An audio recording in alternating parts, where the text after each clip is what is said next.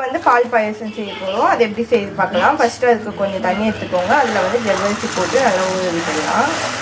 ரொம்ப நேரம் வேணாம், சும்மா ஒரு 5 மினிட்ஸ் ஊறினாலே போதும். ஊறட்டும். வந்து கடாய் வச்சு அது மேலே சேமியா போட்டு நம்ம வறுத்து எடுத்துக்கலாம்.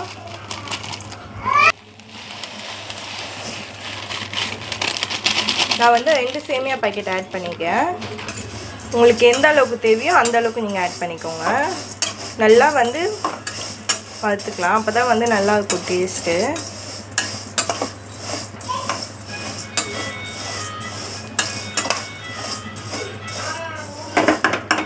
வறுத்தாச்சு பாருங்க. இந்த ஸ்டேஜில் வந்து நம்ம ஆஃப் பண்ணி எடுத்துக்கலாம். இப்போ பாருங்கள், நம்ம சேமியா நல்லா வறுத்து எடுத்தாச்சு. இந்த அளவுக்கு வறுத்தா போதும். இது வந்து பாயாச சேமியா தான், வறுத்து எடுத்தாச்சு. கொஞ்சம் ஆற விட்டுக்கலாம். இதுக்குள்ளே ஒரு பாத்திரத்தில் வந்து தண்ணி வச்சிடலாம். தண்ணி நல்லா கொதி வரட்டும். நீங்கள் வந்து பால் வச்சு அதில் ஆட் பண்ணாலும் ஓகே தான். நான் வந்து தண்ணி வச்சுக்கேன், ஏன்னா கொஞ்சம் அதிகமாக வரும். அப்போ தான் இன்னொன்று நம்ம வெந்த பிறகு வந்து பால் ஊற்றினீங்கன்னா டேஸ்ட் நல்லாயிருக்கும்.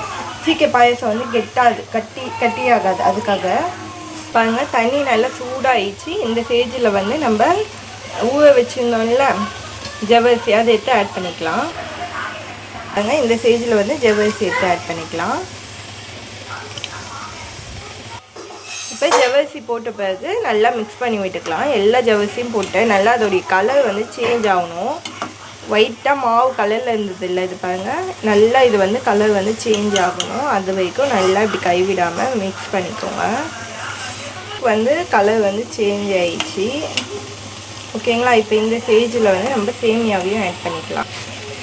எல்லா சேமியாவும் நம்ம ஆட் பண்ணிக்கலாம். பாருங்கள், சேமியாவை ஆட் பண்ணியாச்சு. நல்லா மிக்ஸ் பண்ணி விட்டுக்கலாம்.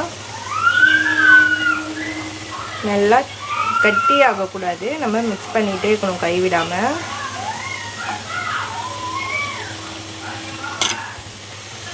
நல்லா கொதி வரட்டும். பாருங்கள், நல்லா வெந்துட்டு இந்த ஸ்டேஜில் வந்து பாருங்கள், இப்போ இதில் பால் ஆட் பண்ணிக்கலாம். நான் வந்து காசாத பால் தான் எடுத்து வச்சுக்கேன், ஆட் பண்ணிக்கேன். பால் ஆட் பண்ணோடனே நல்லா மிக்ஸ் பண்ணி விட்டுக்கோங்க. இப்போ பால் ஆட் பண்ணியாச்சு. இப்போ அது கூடவே சுகர் உங்களுக்கு எந்த அளவுக்கு தேவையோ அந்த அளவுக்கு ஆட் பண்ணிக்கோங்க.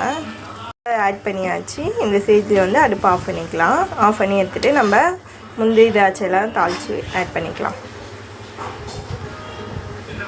நல்லா திக்காக நல்லா கெட்டியாகவே ரெடி ஆகிட்டு பாருங்கள் பால் பாயாசம்.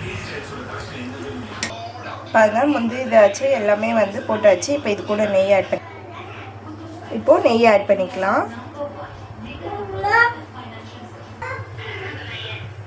பாருங்கள், நெய் ஆட் பண்ணியாச்சு.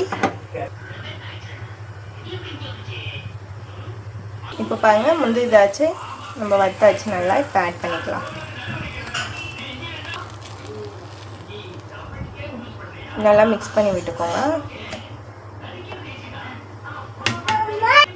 பாருங்க, பால் பாயாசம் ரொம்ப அழகாக க்யூட்டாக ரெடி ஆகிட்டு. பாருங்க, பால் பாயாசம் அழகாக ரெடி ஆகிட்டு. 100 ஜவ்வரிசி ஆட் பண்ணிக்கிறேன். 2 சேமியா பாக்கெட் ஆட் பண்ணிக்கிறேன். பால் வந்து கொஞ்சம் ஒரு பெரிய டம்ளர் அளவுக்கு தான் ஆட் பண்ணேன்.